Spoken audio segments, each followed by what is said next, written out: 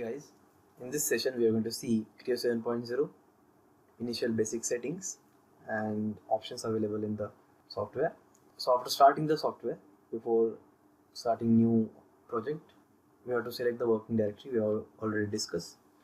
Now we will see how to go to the settings or options available in the software.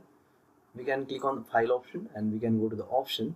Creo Parametric options dialog box will be open, in which you can access the different settings for different workbenches.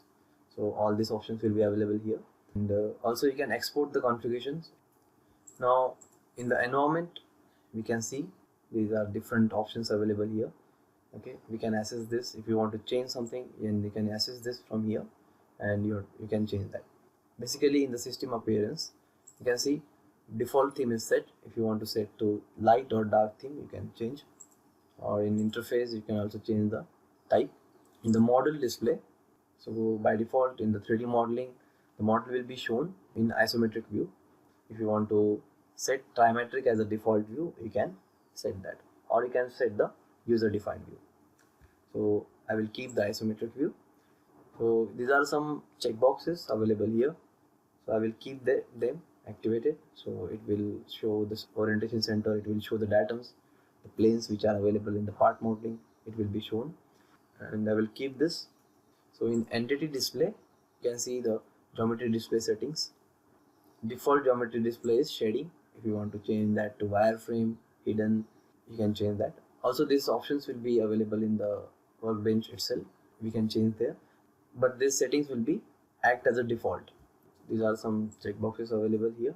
If you need, then you can change, but I will keep this as a default settings.